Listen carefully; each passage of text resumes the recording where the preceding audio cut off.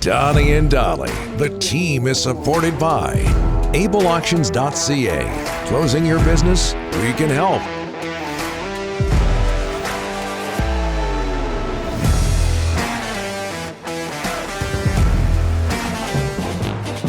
What I'm talking about. Today's guest, including Ross Tucker, standing by, brought to you by the Vancouver Giants. Connor Bedard makes one more visit to the LEC for the CHL Top Prospects game, January 25th. The only way in to the sold-out contest, purchasing the Top Prospects pack, which starts at $99. It includes the Top Prospects game, as well as 3 other Giants games, February 1st versus Prince Albert, the 24th versus Prince George, March 3rd versus Victoria. These packages can only be purchased by calling 604-4-GIANTS, GIANTS, 604-444, sound like Moses Malone there, 2687. You have to be an old-time basketball fan to get that. We're joined now by Ross Tucker from the Ross Tucker Football Podcast, CBS Sports, and Westwood One. Happy New Year, Ross. How are you? Happy New Year to you guys as well. I loved when I heard that. That's what I'm talking about. I look forward to that every week. And yes, grew up outside of Philadelphia, a Sixers fan, so I know Moses Malone. Faux. I love it. But so Vancouver Giants, that is a junior hockey team. They sell out? Oh, yeah. At times. Yeah. You're fascinated by the Giants. I love minor league sports. I love youth sports, and I love learning more about minor league and youth sports in other countries. Junior hockey is essentially both, right? It's kind of youth sports, but also kind of professional, right? Well, you pay to get in, and those players are a step or two away from the National Hockey League. Yep. So are they paid? They are paid, right? They get a stipend. They get an allowance. A little bit. Yeah. Really small bit. But so it's not like minor league hockey like the AHL. No. It's 16 to 20-year-olds, Ross. That's right. It's basically like the equivalent. Junior hockey up there is what like high school football is. Yeah. I think that's a in good Pennsylvania in terms of popularity and just being a big deal culturally locally. It is a big deal culturally, no doubt about it. But just so you know, Michael Bublé does not have to buck up that much for the players. As we talked about a couple of weeks ago, he owns part of the Giants. Hey Ross, let's get serious for a second here. The word from Cincinnati: Damar Hamlin is awake, gripping the hands of those around him. The word is that he has shown remarkable improvement. Just your reaction to that piece of news. This is the happiest I've been all week. You know, when I saw that tweet come down the line from the Bills about remarkable improvement, neurologically intact, lungs healing, you see a tweet from a teammate saying that, you know, he's awake and alert, and then these other tweets about gripping his family's hands. Man, I'm excited. I know we're not necessarily out of the woods yet, but I think we've all been waiting all week for any bits of positive news that we could have. And I know there's a lot of concerns still out there, but, it's been stated that he was gone on the field. Yeah. They had to resuscitate him. I mean, it's so refreshing to hear that he's at least at this point. And to bring it back to our initial conversation, he's a Pittsburgh kid. And you guys know I follow Pennsylvania high school football very closely. So I don't know that I've ever met Damar. Yeah. Might have. But I've known of him since he was in 10th grade. He was a stud high school football player for Pittsburgh Central Catholic, had scholarship offers everywhere, Ohio State, Notre Dame. People thought he was going to go to one of those two or Penn State. He said, no, I want to stay here in Pitt, go to Pitt. My younger brother's here. My mom and dad are here. So he stayed at Pitt. I watched him in the state championship game in 2015. So even though I don't know that I've met him, you kind of feel like you know him, right? Because I've been following him since he was in 10th grade. I've been following him for a good 9 years. Yeah. What was it like for we've talked about this subject before, but what was it? This was different. This was another level, Ross. What was it like for you watching the looks on the players' faces Monday as Damar Hamlin fought for his life? Well, that's, the two things that really got me worried were when Josh Allen was kind of like this. Yes. And you could tell he was freaking out, right?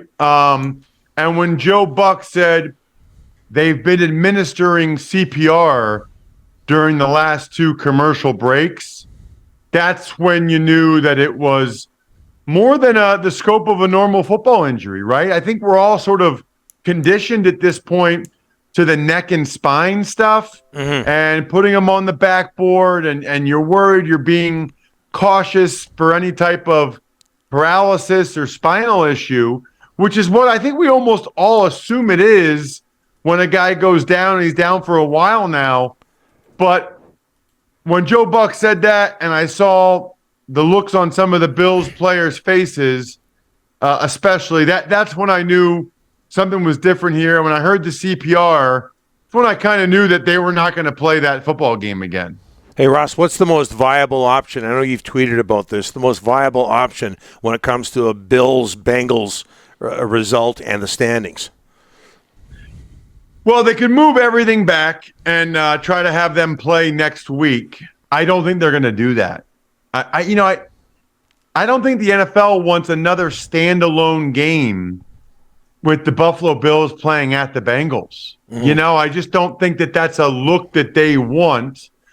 And so, and I'll also say this, they're looking for the fairest solution they can come up with at this point, knowing fully well that no matter what they come up with at this point, it's not perfectly fair, right? Like, even if they did that, even if they pushed all the playoffs back and they do that next week, well, then is it really fair to the teams that got the bye that the other teams get a bye now? Is it fair to the Bengals and the Bills that they have to play without a bye when their playoff opponents got one? It's, no matter what you look at now, it's going to be an imperfect solution. I think one interesting idea would be, obviously if the Bills, Bengals, and or Chiefs, the three teams that were involved for AFC home field advantage, if they play against each other in the AFC championship game, it could be a neutral site, which I think is interesting. I'm not sure how I feel about that in terms of, like, where's the neutral site, how you split up the tickets. That's an interesting potential solution. The other one I just heard of today would be, let's assume the game I'll be calling on Saturday for Westwood One, let's assume they make the Bills game a no contest and that the Chiefs beat the Raiders on Saturday to lock in the number one seed.